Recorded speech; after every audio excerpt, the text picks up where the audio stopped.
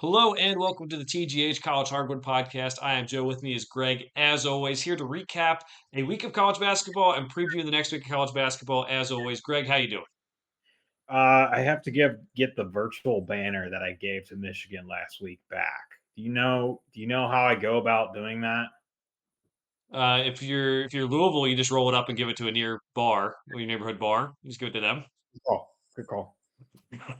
Yeah, we talked a lot about Michigan. We're going to get into their games here soon, Greg. Um, this was it was a lighter slate this week. It's going to be light again this upcoming week, I would say, in terms of conference play. But with that comes some big surprises, comes some things we're not seeing, and there's plenty of storylines this college basketball season, Greg. Even if we don't expect the week to be pretty good going in, it sometimes comes out being a better week than you would have thought. So let's get it started, Greg. TCU and Kansas on Tuesday.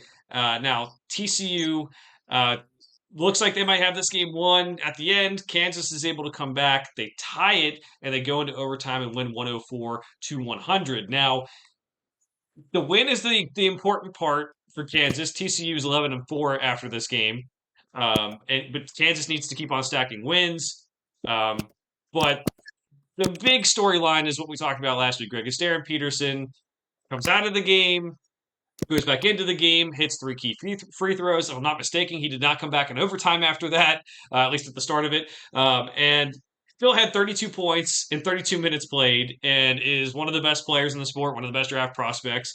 Yeah, you don't really know what to make of this team. It's like I would say it's a solid win. We don't know how good TCU is either, but it's a solid win, all things considered. But that's the storyline, Greg. Is we just don't know what to think with Darren Peterson. Yeah, you missed the best part was him calling to get himself out of the game, and that causes a turnover. Yeah, And that's one I'm not sure I've seen before. You know, he literally was like hand signaling to self to take him out, and as the ball was being passed to him, I don't know if he thought the play was over or it was a backcourt violation or whatever. But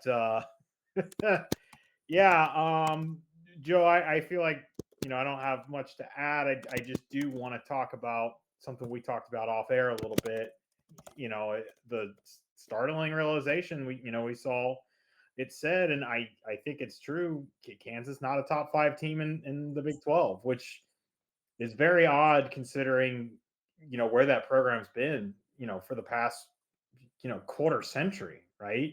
They've dominated the conference. no, it's very true. They are in a weird spot where even the last couple of years they haven't really been Kansas in a sense, and now they're kind of slipping. And you have the potential to, with Peterson, I think, work your way into being a very good team. But when you don't know what you're going to get, yeah, they're not top five in the Big 12 right now, with or without them, just because they haven't been able to develop as a team. And moving forward, you just don't know what that's going to look like with him playing, with him not playing. So it's going to be a tough road. And right now, would they have a 7 or 8 seed? Probably. That's just not Kansas. So a tough spot for them. And we'll definitely be tracking how they do and what happens to Darren Peterson. And Greg, as far as I know, me and you are both not medical doctors. So should they shut him? We don't know what's going to go on, but can they shut him down for a little bit and bring him back?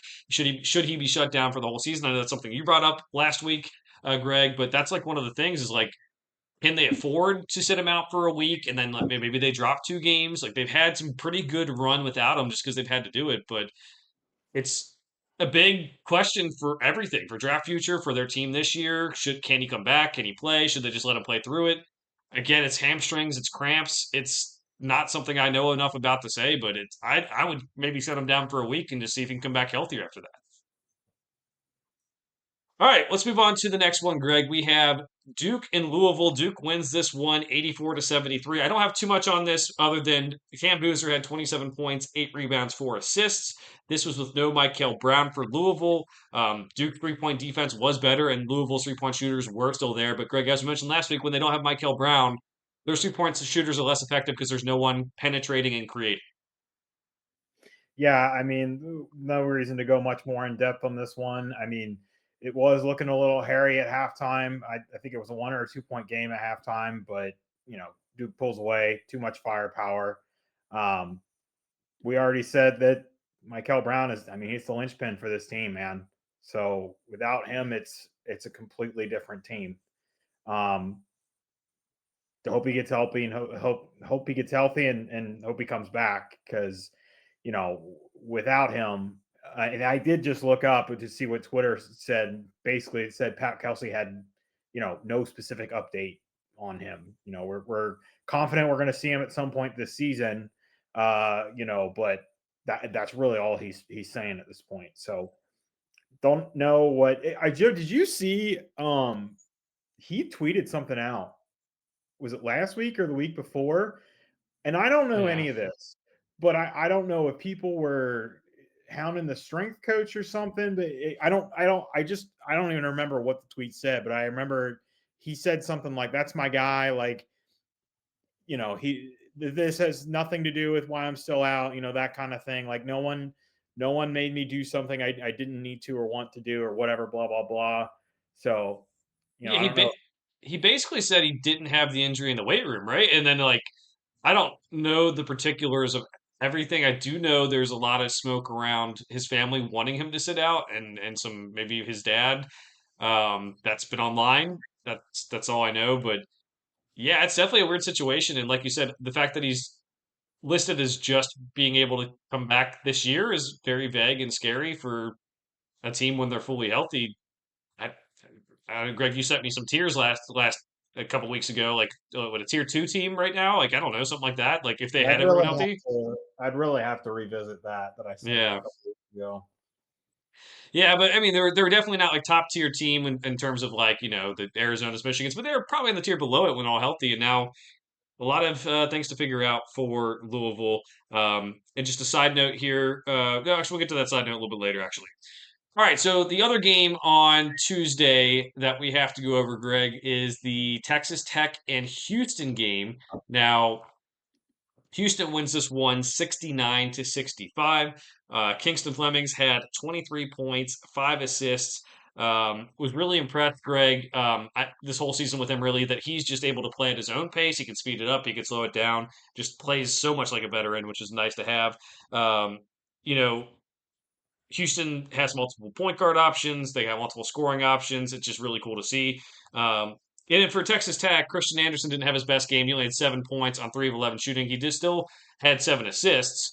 But the X factor that we talked about, Greg, is Lawan Watts, who had just 5 points. If we know what you're going to get for JT Toppin and to some extent Christian Anderson, if Lawan Watts only has 5 points and Christian Anderson only has 7 points, you're not going to win the game. That's just how it's going to be for Texas Tech this year. Um, that he's just the X factor. And yeah, I think I'll have some more comments on this afterwards. But it was a good game by Houston, and just really impressed with how many options they have to beat someone, and how many guys they have in double figures and all that. That's really good. If you had to say something that might scare you, it might be the bench depth, but that's about it. I wouldn't even say the bench depth. I mean, like I feel like they got a bunch of guys that like can come in and are capable of producing, but like they don't have to because of how Mhm. good their starters are. Like I know Harwell went down in this game. I haven't looked at um I haven't looked at any update on him. McCarty, no points, but I know he affected quite a few plays. I mean, there's a lot to like about this team. I think they're one of the more complete teams, if not the most complete team. Um, it's a good mix of incoming freshmen with returning players. There's not much you can ask for, and part of that comes from the fact that Kingston Flemings has been even more impressive than he was expected to be. He was obviously a top recruit, but his name is starting to get whispered. I don't think he's in the tier with our Devonta and our Boozer and whatnot, but he's getting up there, man, and he keeps having performances like this. It's his name is going to start. I don't know. The thing is like the top of the freshman class is so good. Like I feel like most other years, like we'd be talking about him for freshman of the year, but this class is just so deep. I mean, I heard today Keaton Wagler's leading Illinois in scoring. I mean, it's just Yeah. like insane. Just go down the list. We don't even know all the freshmen that are having such true impact because there's so many of them. It's kind of crazy. Um, one other thing from this game, Greg, I think it was after this game, Kelvin Sampson said he will never start two freshmen again, albeit it's on a 14-1 team with maybe his best chance to win it all. I don't know, man. The freshmen are good. I think it's more just like him joking and like being like, two freshmen might be one too many because there's the Houston style and like they're all built on toughness and that's something to think about. But it's maybe tongue in cheek, but Yeah, but they're like so good. here's the thing. Like Sanak offers something different than JoJo Hmm. Tugler does. He has a little bit of a different skill set. He can shoot the ball a little bit more. Tugler, I mean, you're getting one of the best defenders in the country, and you might get some lobs at the rim. I like that's the thing is like look down their bench, like he fits that piece that they need, right? Same thing with Flemings. I mean, it's just he controls the pace of the game, and like it takes a lot of the pressure off Milo Suzan and Sharp, man. Like those guys are you know all American type players, and they don't have to. The team is not solely dependent on them because of how good Flemings has been. I mean, you can say Yeah. whatever you want about not start two freshmen. Like these dudes ain't playing like freshmen. Oh yeah, definitely not. And again, maybe tongue in cheek by him, but he's got something really good going here. If I were to attack Houston, I would try to make it so that you don't double in the post, you don't help in the post, and just make those guys beat you because I think that is where when you have Flemings and Uzon and Sharp, those guys are scorers, but man, they make it tough no matter what you do. They are a tough defensive team who will get out in the open court. They'll do whatever they need to do. It's crazy how they do it. And again, I do think it might be their best chance to win it all this year. So that's one of the things I'm curious. Like just looking ahead, and this is way down the road, but like they really blitz those that ball action, ball screen action. It makes me wonder how a team like Duke, is going to match up against them, where those guards are going to have to make quick reads and quick decisions, and make pocket passes. This team is already so good, and they're not even one of the undefeated teams remaining. That I'm already thinking about like what do Elite Eight and Sweet 16 matchups look like for them? Yeah, no, 100%. I have no idea how to answer that right now, but it is like interesting to think about how they're going to do in that situation. All right, so next one up, Greg, we have a quick hitter from Wednesday. That is UConn and Providence. This is a game where UConn had to go to overtime to beat Providence, 103-98. It wasn't the cleanest performance by UConn whatsoever. Silas Demery had 23 points, 15 assists, and 5 steals. And I know UConn fans, despite not being happy with the performance, are very happy that he is starting to put things together more wholly, I guess I would say. Yeah, get the job done. Get the job done on the road. This was just like the Tuesday, Wednesday part of the week. There were just some weird things, between this and the TCU Kansas game, and Texas Tech Houston obviously came down towards the late state. There was just so many random things that happened. We Michigan Penn State was Tuesday night. Like it's just a weird middle of the week, man. Yeah, definitely was. On Wednesday we also had like Clemson beating SMU, which isn't it wasn't too surprising. I mean, SMU traveling in the ACC is going to be tough, but just a weird week, as you said. We'll go to Alabama Vanderbilt, which was for marquee game of Wednesday. Greg, Vanderbilt wins this 96-90. Now there was some added I would say smoke to the game. We had, coming into the game, we didn't know if Duke Miles was going to play. He ended up playing and having 19 points, but Tyler Tanner was the star for Vanderbilt, 29 points and 7 assists. Um, for Alabama, LeBaron Bylon only played 20 minutes after the game. Nate Oates says, I don't know how you get full body cramps right now. Like, we're in the middle of the season. Like, I don't know if it's a hydration thing. Nate Oates has been talking a big game this year. And I don't know if this is the year he should be doing it. Obviously, said those things about Kentucky after the game that their bigs don't pass. And he's been saying stuff. Before the game, which may have given Vanderbilt some more motivation, Greg, he said, I don't know. He said, I'll give him credit. He did say they're good, but I don't know they played anyone. Their schedule isn't that good. And Craig, like we talked about last week, like I think that was kind of a bullshit thing for Natos to say. Like, it's not like the greatest resume ever. It's not like they're out there playing Gonzaga and Houston and everything. But they played VCU, they played St. Mary's, they played SMU, they played. I mean, Memphis isn't very good, but they played Memphis, they played at Wake Forest. So like, I if I were Vanderbilt, I would be mad. I don't know why Nate Oates is giving other teams bulletin board material. Like, what if they do play Kentucky in the SEC tournament, and that's like one of the things you're going to have everyone hating you. So there was like this was a fun game because Vanderbilt got to like be more legitimate for their win, for staying undefeated, but also because of Nate Oates' comments about his own player with Philon in the cramps, but also setting up Vanderbilt to kind of be mad about things. So, Greg, what do you make about this game? What do you make about the comments from Nate Oates? Yeah, 5 quad 1 wins, 4 quad 2 wins. So it's not like we're sitting here saying, and again, some of those shift, and not all, quad 1 wins are created equal. I get that. But we were literally just saying last week, like, and there, about a couple of teams, like one of their only losses is Vanderbilt. One of their only losses is Vanderbilt. And it was like, wait a minute, like I'm seeing a pattern here, kind of thing. This solidifies them. They go on the weekend, they beat LSU, right? I think it was Mm-hmm. LSU on Yep. Saturday.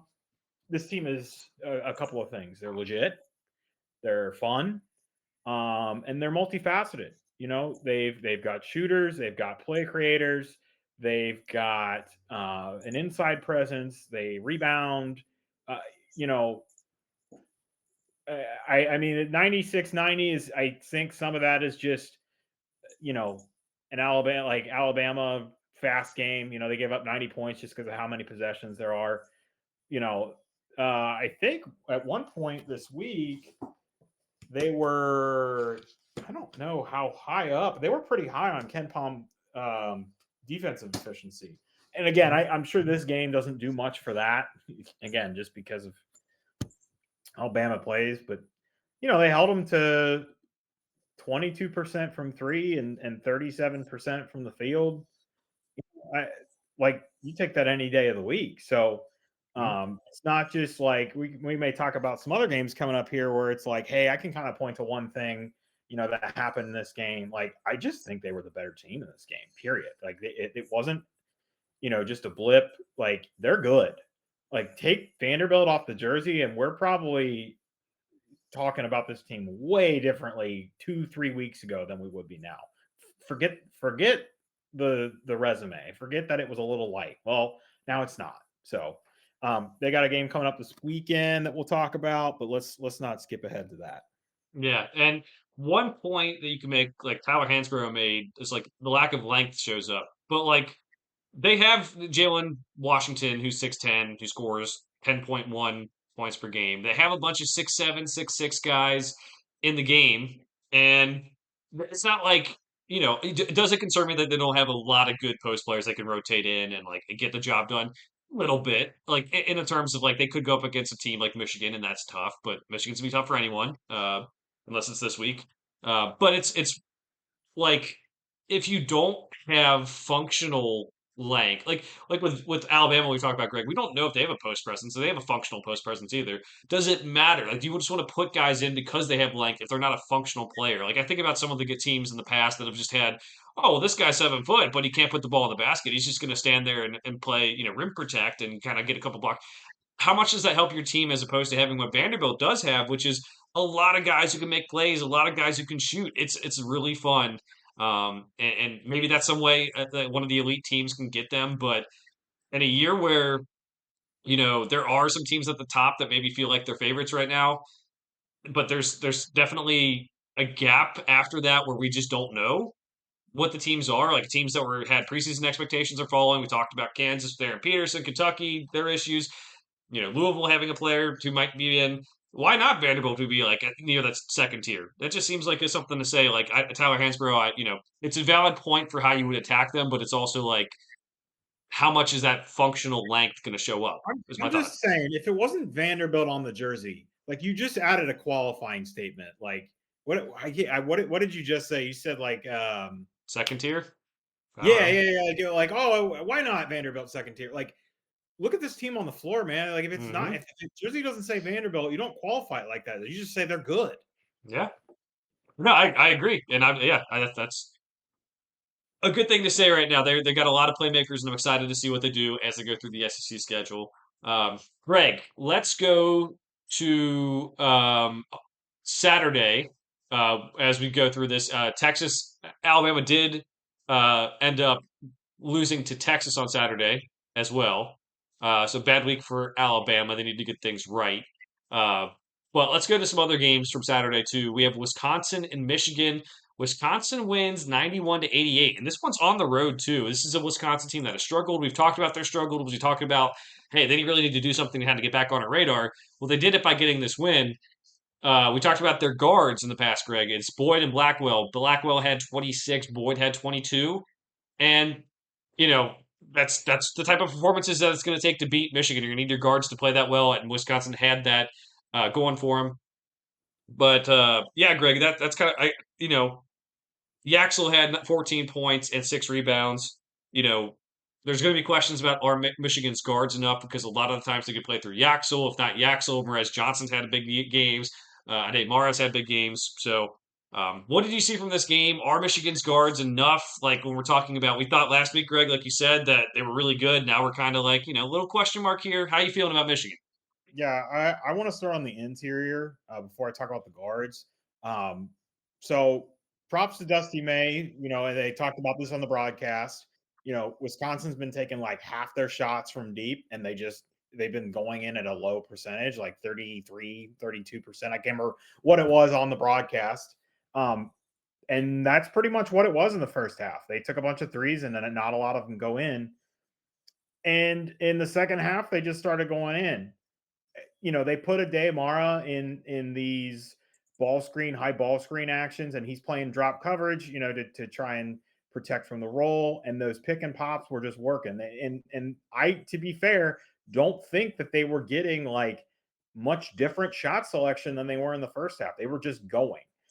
Maybe this is what that team needs. Maybe they just needed to see uh a couple of these shots go in because I'm watching this game and I'm like, how is watching some of these guys shoot, like how are they shooting so poorly from three, for the year? Because they all look like they can shoot. You already mentioned, like, I'm watching Boyd out there making plays. Like if you just had me walk into this game and watch this game, I'd be like, yeah, of course. With maybe Wisconsin, got hot from three, and that's probably why they won this game. But of course they're a good team. They're probably a 2-3 loss team right now, and they're not. They got obliterated by Villanova. There was can't remember, there was another loss that was kind of whatever. I don't think they have any really bad ones. I don't know if you have their resume even up right now, but like just watching this game, like there's something there.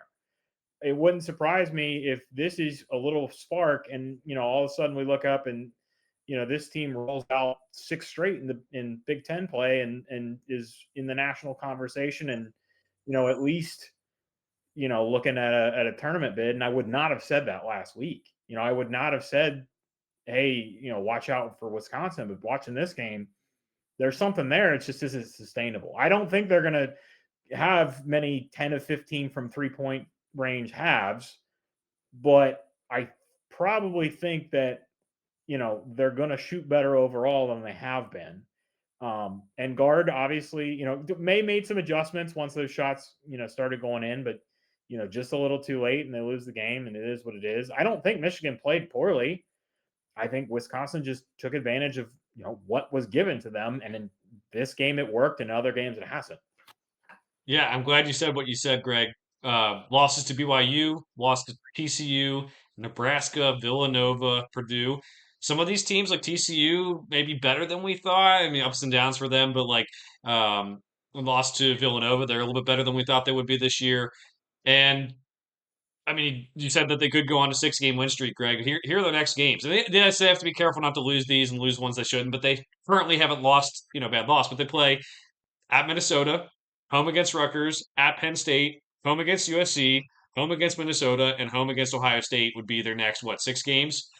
There's a very good chance they win all those. I mean, Ohio State was tough, and like USC, not having their full roster makes it, maybe not as tough as it could be, but they could be on the 6-game win streak, and that puts them at what? That puts them at like 17-5 at that point. And we could, Yeah, right? Your point about we could be looking up in 6 games and talking about the 6-game win streak, like you said.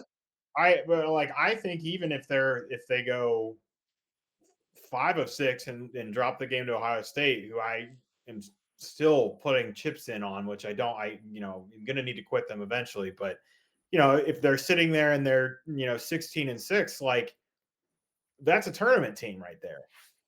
Yeah, and that gets them through January. Those are all the games through January. February, there's some tougher games, but you get to that point, you kind of feel like, oh, you take a couple losses in February, you're still pretty good to what you're saying, Greg. So with you on that, and that guard play can lead them a lot. Can they get some other guys to step up to help those two guards? That is what's going to be the question moving down the stretch for Wisconsin.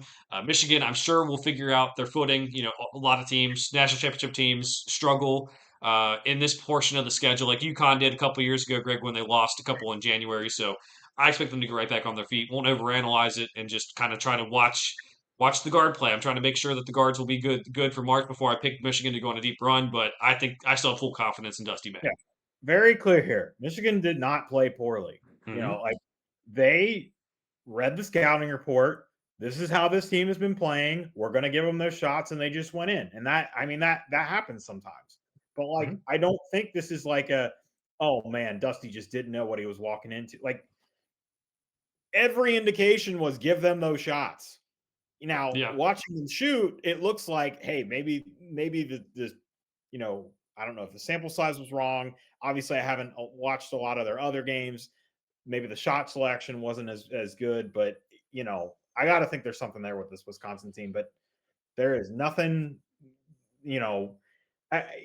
You asked about the guards, Joe. I mean, like there are definitely times where I felt like, okay, Moritz Johnson, he's got a couple of junkyard dog plays where he's getting boards under and he's finishing, and Lendenborg is obviously highly skilled, and Mara, his length is just a problem. But there were times where I felt like Nimari Burnett hitting, deep shots, and Cadeau, making, whether it was scoring or making or distributing or keeping them in this game. And I haven't even, talked about some of their bench players. I haven't. Kaysen, is coming off. He didn't score in this game, but he had like a 25-point game. I don't know if it was Penn State. I know it was last. It was either the Penn State game or the week before. So not everybody's going to play well every game. That's just basketball.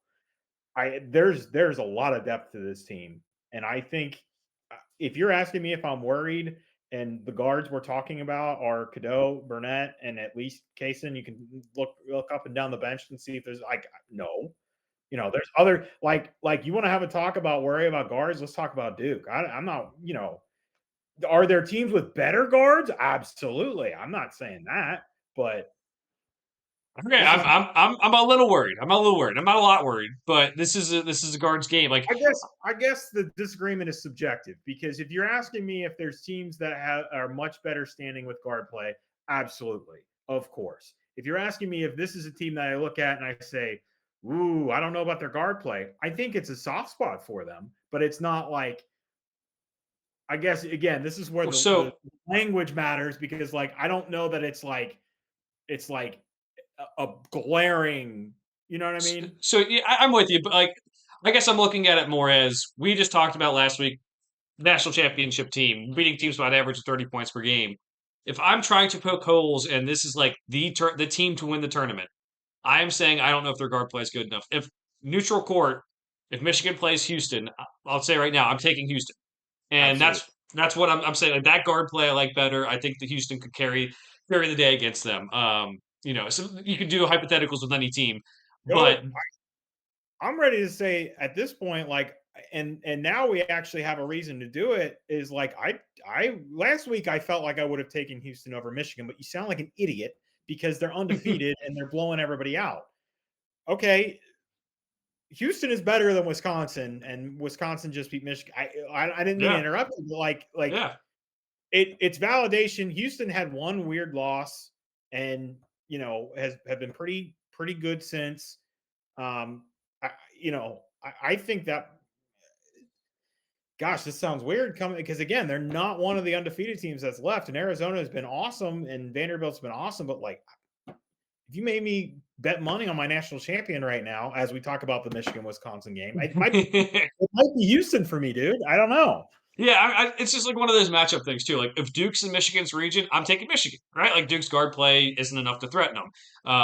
If I might probably take an Arizona over Michigan right now. But like, then it gets it's not like it's a kind of a case by case basis. And I don't know, like personally, you know, I kind of mentioned this yesterday, Greg, about or last week, Greg, about like what my champion would be, and I'm kind of leaning Arizona or Houston would be one of the two teams I'd pick. Now I'm not going to declare that I'm definitely going to pick one of those teams, but I like the guard play, I like what they have. Michigan, I love Dusty May. I'm a little bit worried about the guards, and that's the only thing is like if you're a Michigan fan, I would not like be upset with how this team's played. I would not be too upset with the guard play. The guards can keep on developing. But it's definitely like, I trust the team with guards. It worked out last year, but it doesn't always work out either. Different teams win the championship. It's just how it goes. So, a lot to be learned about all these teams. Some losses will be coming for some of these undefeated teams, and what if they have different ideas? Like, I don't know. Like, I don't even know who I'd take Michigan, Iowa State. Probably Michigan in that one, but like, that's tough. So, we'll have to see. Yeah, All right. can we get that? Can we just schedule that game for next week? I would, I would, I would love I'm it. down for that. Yeah. And the reason why this becomes a conversation, Greg, we did tie it in. Michigan did struggle with Penn State, too. So it's like one of these things. And Michigan this week, Greg, I think they traveled to the West Coast to play Oregon and Washington on the road. So there could be some more opportunities to see what they have on kind of a fragile part of the schedule. Joe, before we go on to the next game, I think that's a good segue. I'm going to pick Washington to beat Michigan State this week. I don't know how much and just a little blurb. I'm sure you're noticing like I am when these West teams are traveling east and when the East teams are traveling west. We said it was something to watch in the preseason. It's not going well. It's whoever the team that's traveling. It's not going well. And Washington's just coming off an Ohio State win, and whatever. Keep putting my eggs in that basket, and I guess I'm gonna not be able to make an omelet or whatever. But I that's my wild pick for the week. I'm sure 8,000 other things will happen, but that won't happen. But That's how it goes. that's my not entirely too crazy upset pick of the week.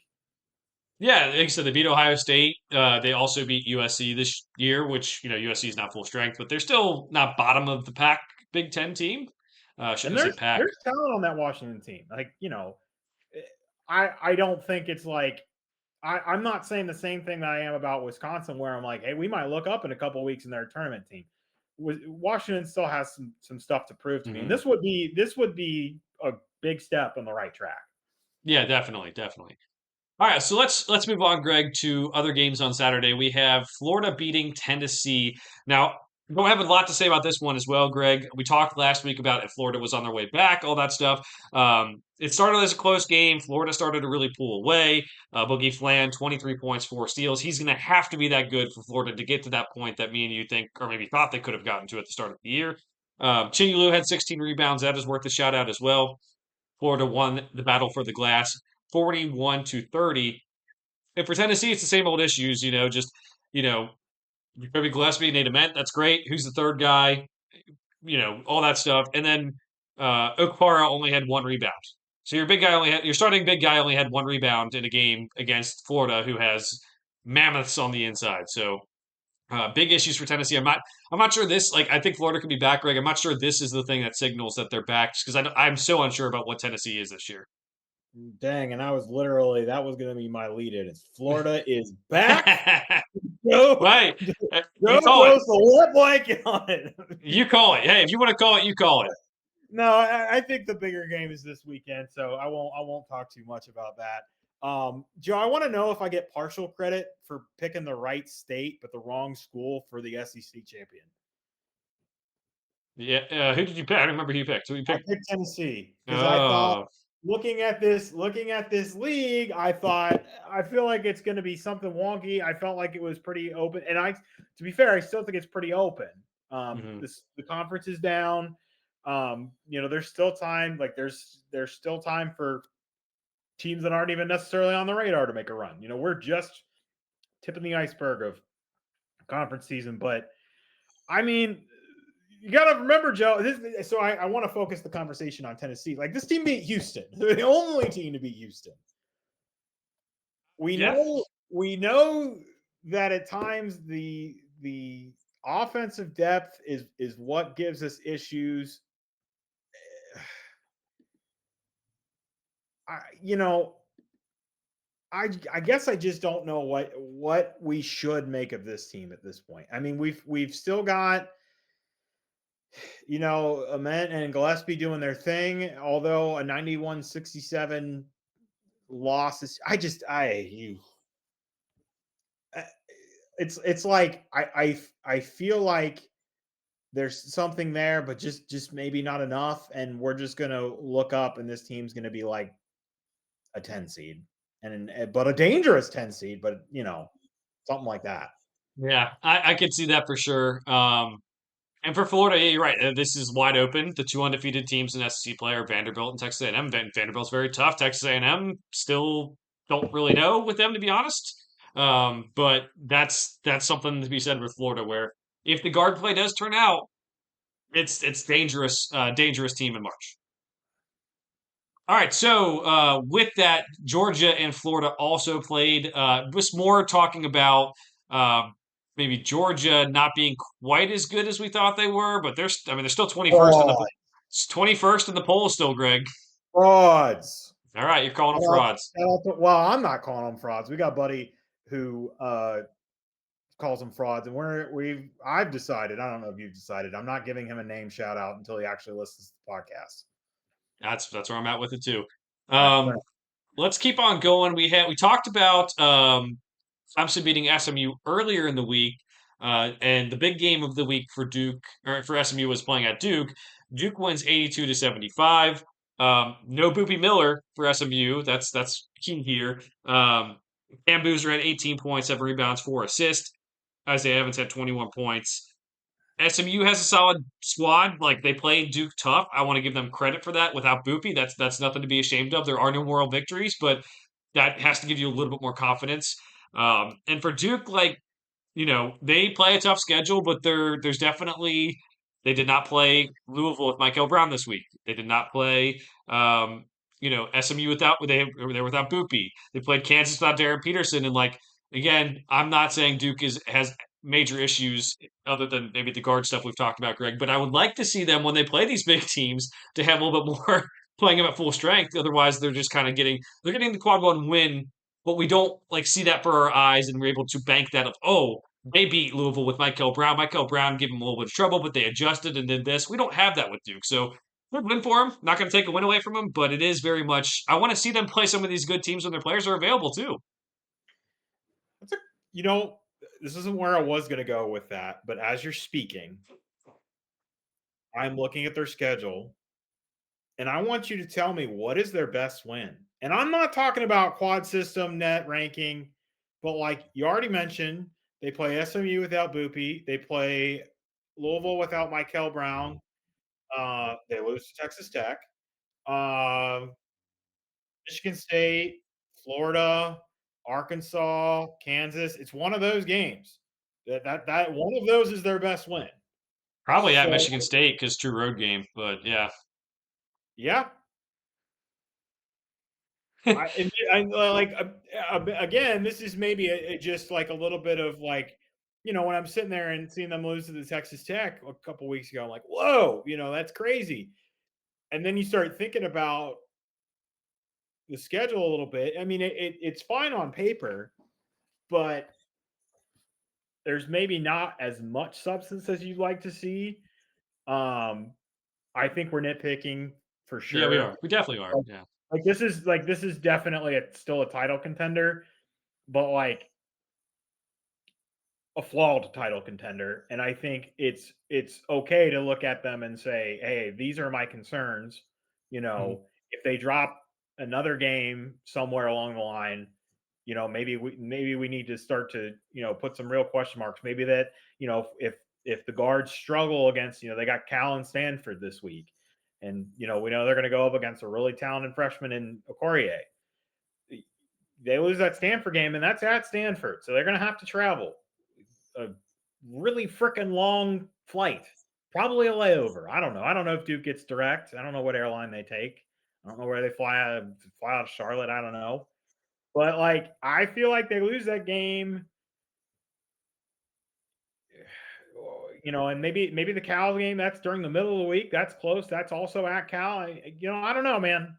I mean, I mean, usually I would say, "Oh, you're crazy. You're not going to lose to these teams." But you're right about the West Coast thing now in the conferences. But you're also right that they've struggled with teams they should not have struggled with, like the 6 point win over Georgia Tech, the 4 point win over Florida State. It's not and Boopie Miller beating at home, beating SMU without Boopie Miller by 7. It's not like it's a very encouraging thing. So I'm not again poking holes at teams who could win national championships. Yes, they're still a very good team. They're still a contender. But looking at it, I would like to see them have some more wins. The win at Michigan State is good. The win against Arkansas is very good. Florida, very good.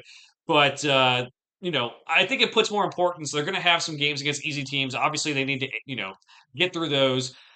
Does Michael Brown play at Duke when Louisville travels to Duke? The North Carolina games will be huge. And then on top of that, that game against Michigan, which is neutral site on February 21st, out of conference game that's going to bring some life to the schedule, I think, a little bit too. That'll make these kind of like more interesting in terms of watching Duke. We mentioned Michigan's issues, possibly with the guards and possibly not with the guards. We'll see.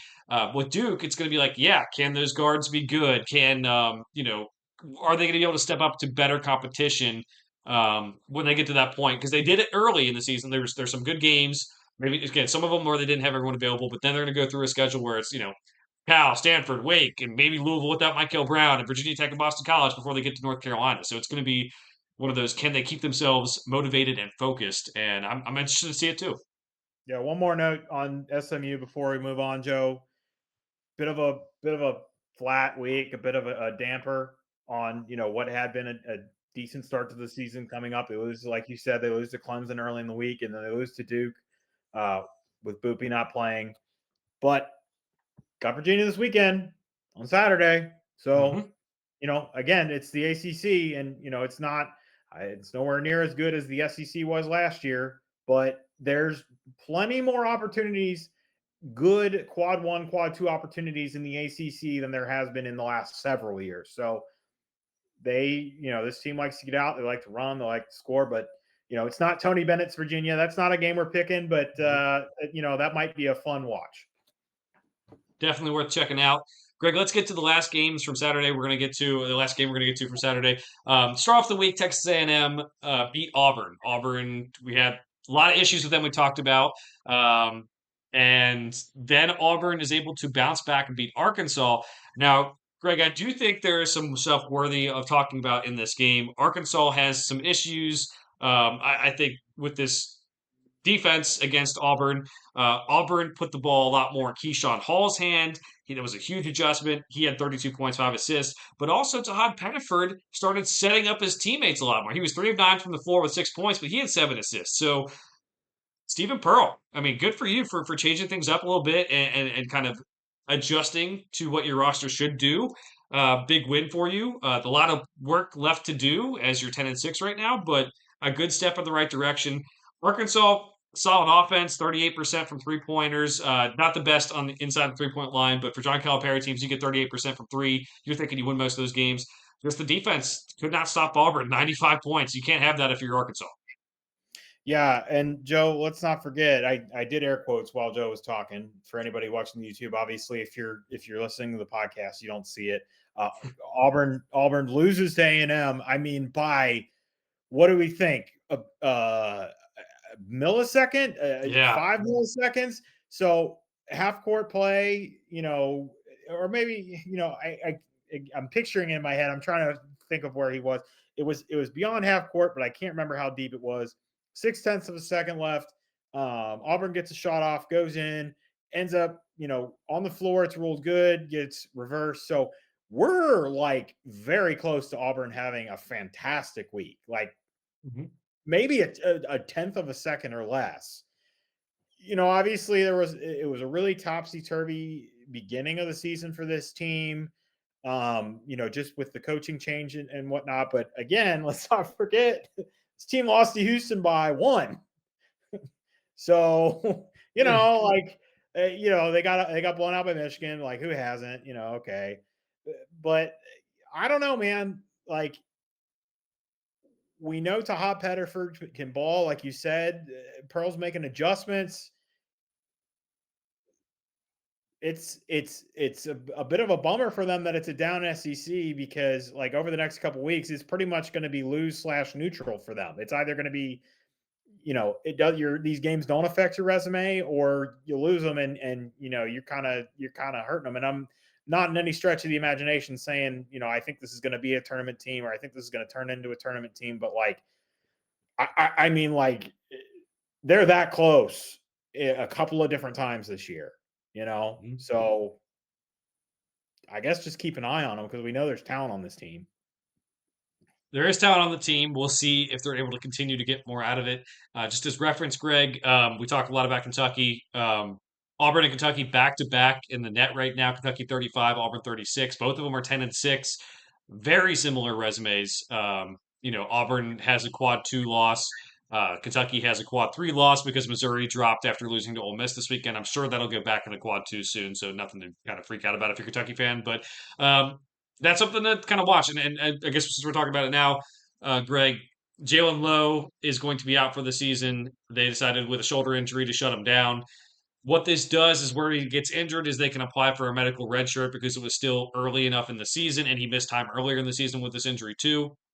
This is going to possibly help the team next year, but this year's team, they were a lot better when he was on the floor. So they go from a team that, like, yeah, they have their issues, but might make the tournament to now it's like, oh boy, you better get things right really quickly, Mark Pope.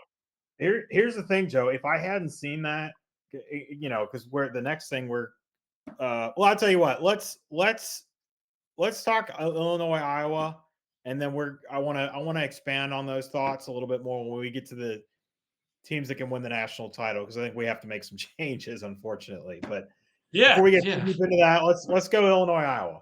Let's do it. All right, Illinois and Iowa on Sunday. Quite frankly, Illinois goes up early, and Iowa is not a team who's designed to come back on you. So that's what kind of happens.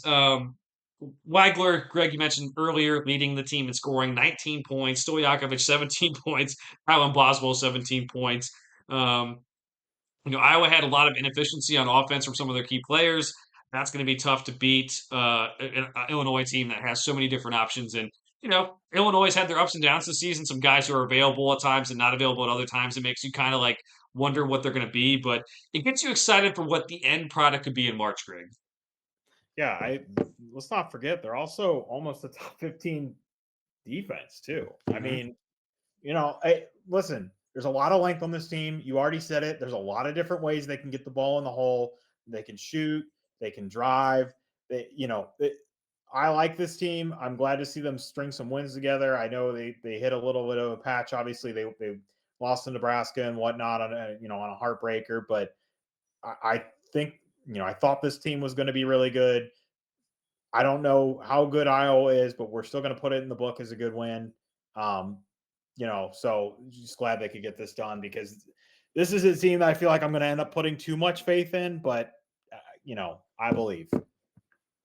There you go. All right. That is the recap for the week, Greg. You were right. We are going to get to our teams who can win it all, and we're going to try to do this on the podcast to get to a list where it is at the end of the season. We can help listeners pick a champion. But right now we are down to, I don't know, like 60 teams or something like that. We got to get down to 30. We'll say by the end of the February 2nd show, we have to be down to 30, which is going to be a couple weeks from now. So we have some time.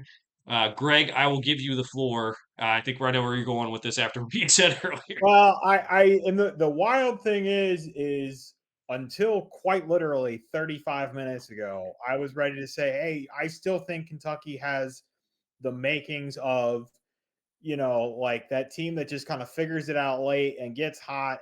But I was probably going to say wins 4, not 6. Like that was where I was going with this. Hey, I think this Kentucky team, if they put it together, is probably at the point where they could make a Final Four, like, be that, dark horse 7-8 seed that makes a Final Four, like they did in 2015 and whatnot. But I think now, like, this pretty much solidifies. No Jalen Lowe, we take him out, and I don't know what else there is on that team. Like, I'm no longer scared of taking them out. Like, I didn't want to quit on them too early, but like that's enough for me. And I guess we'll eat crow. We'll pay whatever we have to charity if we look up and I don't know. There's something happen. Like Joe, I don't even know. Looking at that roster, like what could possibly change that all of a sudden this team is in a better place? Um, We've seen them play without Jalen Lowe, so why do we think it's yeah. Well, the larger discussion too is like Jaden Quaintance is very good, but is like people. Oh, he's a first year lottery pick. Like he doesn't play like it. Like he's helps protect the rim, but he's not going to go get you 20 points. And like that's what they need. They need someone who can score. And Jalen Lowe is doing a good job of setting everyone up, and that's great. But they just don't have the shooting. So I'm not afraid to do it either. It is wild that it's the first team we're marking off from the SEC on the list, but that's where we're at, man. They're 10-6 with Jalen Lowe playing some of the time. What they're going to need is Denzel Aberdeen to play point guard now and have him actually set up other teammates. He's been good in stretches for getting his own shot, but he's got to do that now. And with all the smoke around Kentucky basketball of, this is going right, this is going wrong, whatever happened before the Louisville game, I can't see a way that they get it back on track to win the whole thing. I can see a way where the talent on the roster I think is good enough. They could put things together and make a Sweet 16, maybe. But even that's kind of crazy to think right now. So I'm with you. I think that we can take them off the list. All right. I'm going to say Georgetown, Greg. We talked about them a couple yeah. weeks ago. Not in the Yeah. top 100 in the net. I think at this point, chances of making the tournament are pretty slim at that rate. We should probably get a couple more teams off this list if you have any ideas, Greg. I would say, who was I thinking about earlier? I'm not confident that they like all in that they won't make the tournament, but I'm probably good saying Ole Miss isn't going to win the whole thing. Yeah, they've struggled. Let's take them off too. Two SEC teams off. Here we go, chipping away. South Carolina, I'm fine getting rid of South Carolina. There's nothing there that makes me think they're going to win the national title for sure. Probably not even going to make. They're probably not even going to be in a discussion to make the tournament in a week or two. So, Yep, I'm going to also add in Penn State. Even though they play Michigan tough, they're not in the top 100 in the net right now, and that just makes it tough to get to that point. Um, that's a decent number for now, Greg. I could throw in like a team like Cal, but they're gonna. I think after this week they might eliminate themselves after we talked about their schedule. well, yeah. Here's the thing: is if we're going to sound like idiots if we eliminate Cal and then they get the benefit of Duke coming on the road, on a midweek game and they get that win. No, I don't think Cal is going to win the national title, but there again, you've said this, I think, off air. Like, there's probably teams that we could eliminate, but we're kind of each week looking for hey, this happened. Here's a reason we're not seeing enough to even consider keeping them on.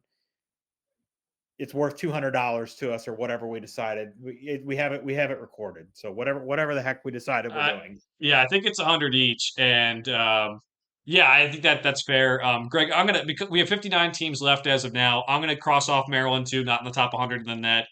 Down to 58. That means we have to get rid of 28 teams by February at the end of the February 2nd show. That's what three weeks that we can keep on taking off a couple of teams a week. Here's the thing, man. We're in conference play. There's no cupcakes anymore. Like the teams, we're going to find out quite a bit in the next 2 weeks. Not just about national title contenders, but we're going to be writing teams off for you're probably not making the tournament. Yeah, and I'm sure we're missing teams that should be, like you said, we're doing it based on what we see, what we kind of research. There's some teams on this list that might be better than teams we've already. Sorry, there are some teams that have been crossed off that are better than teams we have not crossed off yet. So we'll keep on getting to it and chipping away.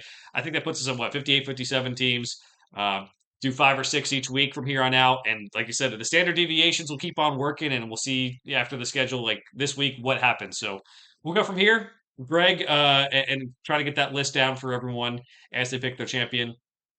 Let's go to our picks for the week, Greg. Some good games on Tuesday. Virginia and Louisville, I think, is really going to be interesting to see how maybe the second tier of the ACC pans out, Greg. Yeah, I want to pick Louisville even without Michael Brown Jr. It sounds like he's not going to play, but I don't know, man. Virginia's been on a heater. I guess I'm just going to assume that Louisville loses without Michael Brown, but I'm not confident in the pick. Like I don't love it, so I'm picking Virginia though. I don't either. I'm taking Virginia too, but without Michael Brown, like it's could Ryan Conwell will get hot and just hit a lot of threes, yes, but again, it's just harder. It's harder to get the offense going. So I'm going Virginia too. Um, and again, hopefully Michael Brown gets back soon so we can actually see what Louisville is before we get to the tournament. All right, UConn and Seton Hall is the next one up, Greg. This one is on Tuesday. We saw UConn struggle the past week with Providence. Seton Hall gets into the top 25 with their 14-2 record, so it'll be an interesting game here.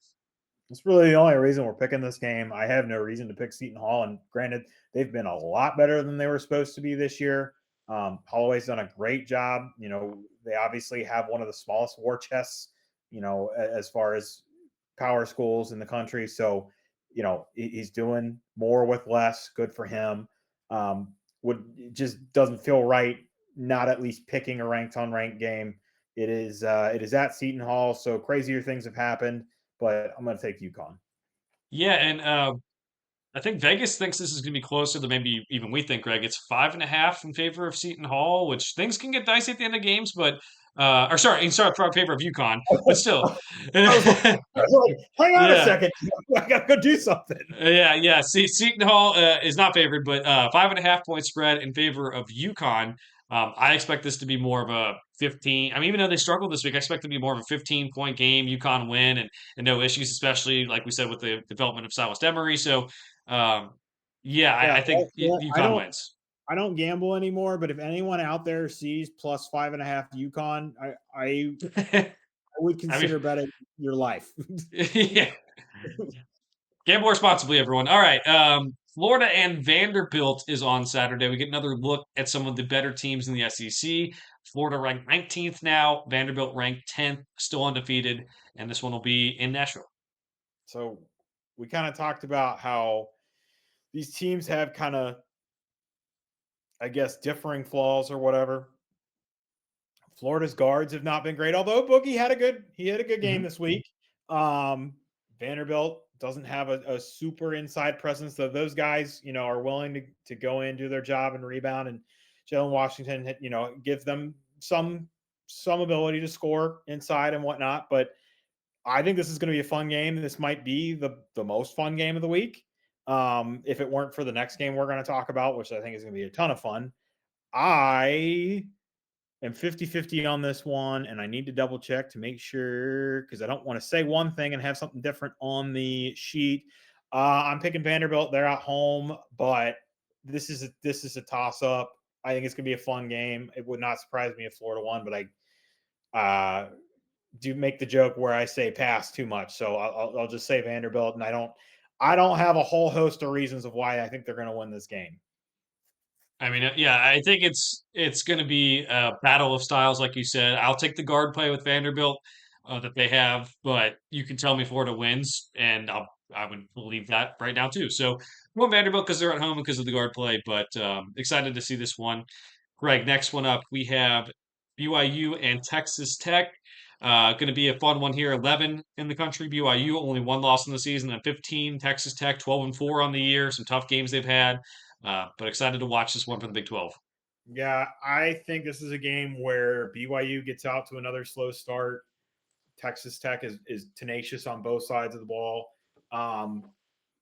finding their rhythm, finding a little bit more depth than we saw. Jalen Petty's been coming along. He had a good game. He hit a couple of threes in the Houston game that they lost. I think he was like 5 of 9 from 3, but he's been getting more play. I was looking around, Joe. One of the things that I didn't touch on was Tyree Bryan was getting a lot of minutes and was double digits a lot early in the season, and now he's not, which is odd for a team that lacks depth. That he wouldn't get some run, but I think we're seeing that there might be more options with this team than we originally thought. They might have a little bit more depth. They still are hurting for depth, but it just might be a little bit better of a situation than we thought before. I'll take Texas Tech to win this game at home. I will too. Don't like agreeing with you this much, but I will say I think being at home is huge for them in this one. And they've also, like I said, they seem like they've had a pretty big game, like at a consistent rate. Now BYU 15-1.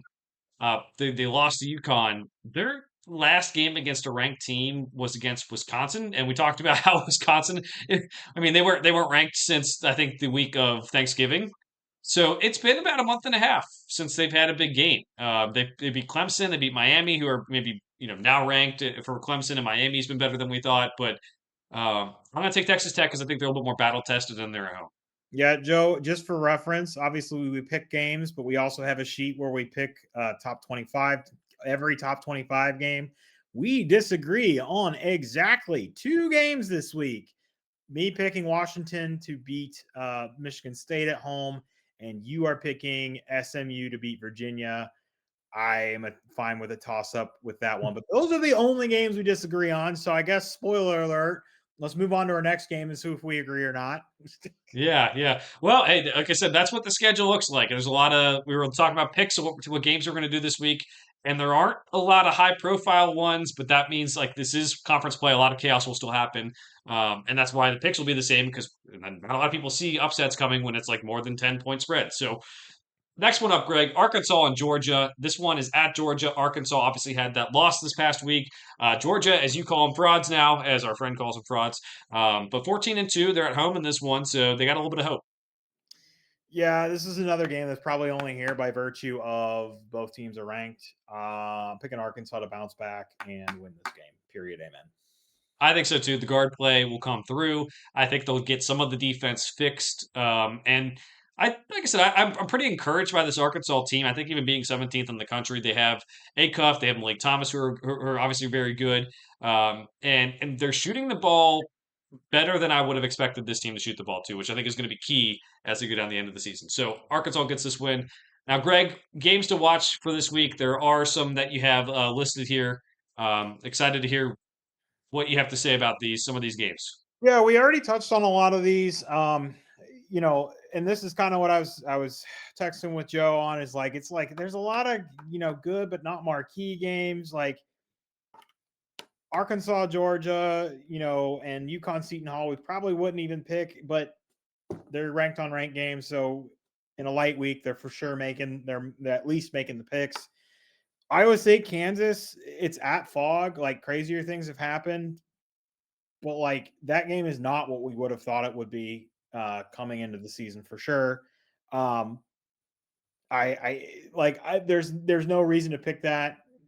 Joe and I agree. Like Iowa State is far and away a better team. Darren Peterson's health is in question. All right, so it might be worth watching because again, you never know what's going to happen in Lawrence, but I that would be one of the more shocking things to happen this year.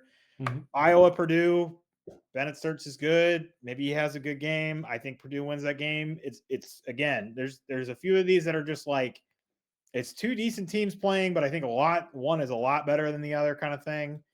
The Carolina Stanford game is interesting this week. Kind of same reason that the Duke Stanford game and the week. So Carolina Stanford is on Wednesday.